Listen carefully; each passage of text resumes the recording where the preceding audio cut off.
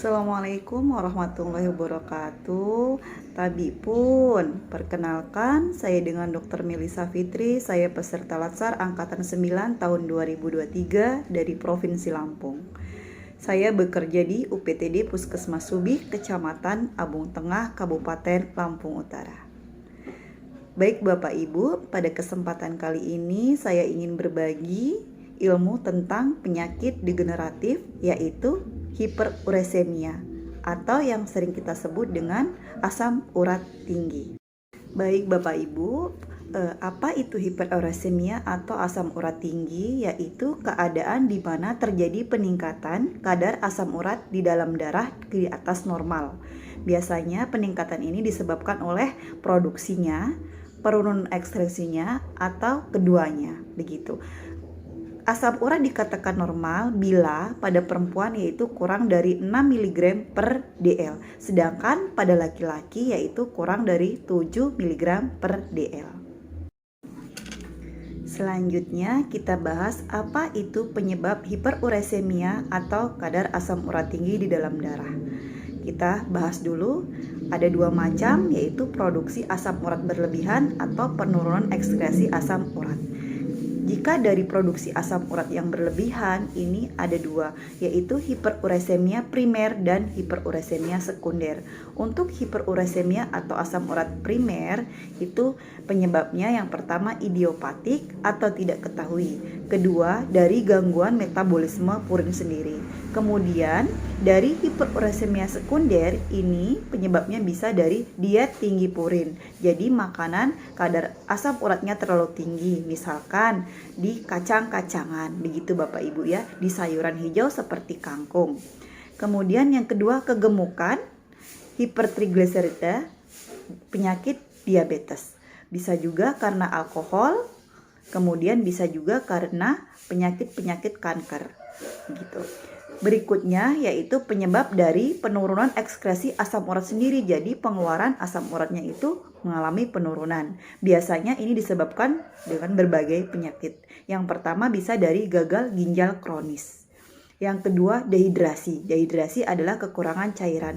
Makanya kita sangat dianjurkan untuk banyak minum air putih. Bisa jadi konsumsi asam uratnya sedikit, cuma kekurangan cairan, jadi sehingga asam urat di dalam darah meningkat, begitu. Yang berikutnya bisa dari ketoasidosis atau dia komplikasi dari diabetes. Kemudian bisa dari darah tinggi dan hiperparatiroid atau penyakit gondok. Baik, selanjutnya kita bahas apa itu gejala hiperuresemia atau gejala kadar asam urat tinggi. Yang pertama, bisa tidak bergejala atau asimptomatik.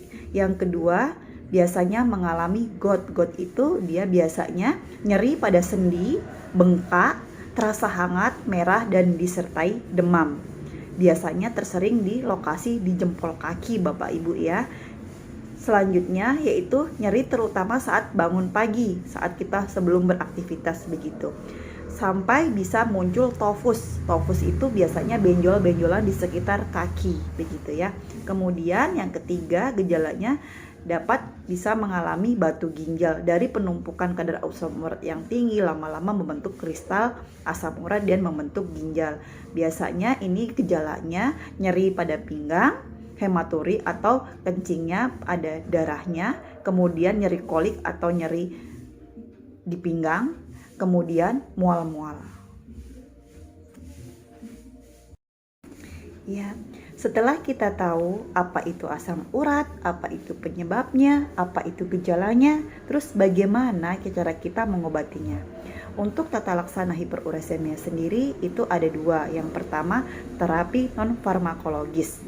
Terapi non-farmakologis ini bisa kita lakukan kalau misalnya obesitas, berarti kita harus penurunan berat badan gitu untuk mencegah timbulnya penyakit yang tidak kita inginkan, begitu Bapak Ibu.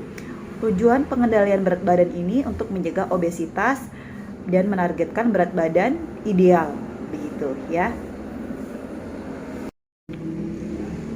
Baik Bapak Ibu, selanjutnya terapi non-farmakologis yang harus kita hindari dari makanan tinggi purin. dibagi 3. Yang pertama, diet yang harus dihindari. Kedua, diet yang harus dikurangi. Ketiga, diet yang dianjurkan.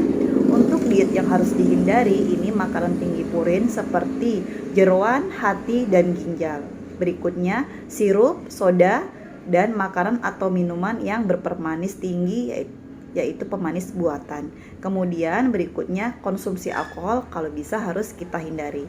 Untuk kedua, yaitu diet yang dikurangi, yaitu seperti daging sapi, domba, dan kambing. Berikutnya, makanan yang tinggi purin seperti yang dari laut, misalkan ikan laut, sarden, udang, kerang, kepiting, dan lain sebagainya.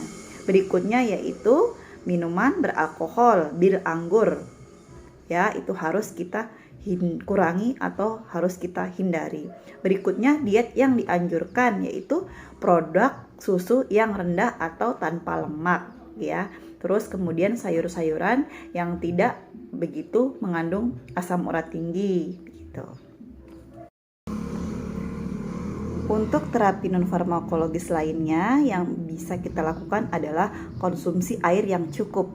Konsumsi air yang cukup ini juga menurunkan resiko untuk serangan GOT atau komplikasi dari asam urat tinggi. Kemudian asupan air minum ini bagusnya lebih dari 2 liter per hari, begitu Bapak Ibu ya. Kemudian sedangkan saat terjadi serangan GOT itu sangat dianjurkan untuk meningkatkan asupan air minum yaitu 8-16 gelas per hari gitu ya. Karena keadaan dehidrasi merupakan pemicu potensial terjadinya serangan GOT akut atau yaitu komplikasi dari asam urat tinggi.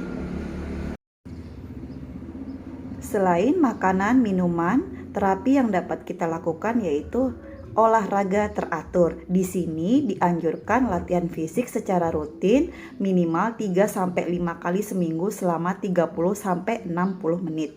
Kedua, olahraga ini meliputi olahraga kekuatan otot, fleksibilitas otot, dan sendi. Kemudian, olahraga ini bertujuan untuk menjaga berat badan ideal dan menghindari terjadinya gangguan metabolisme yang menjadi penyebab GOT itu sendiri.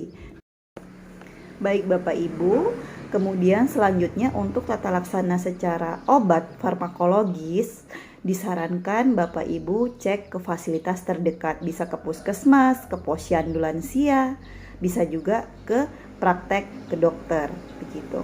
Nah, Bapak Ibu, saran dari saya, jaga kesehatan, jaga pola makan, olahraga teratur, dan hidup sehat. Salam sehat, salam bahagia untuk kita semua. Saya akhiri, wassalamualaikum warahmatullahi wabarakatuh.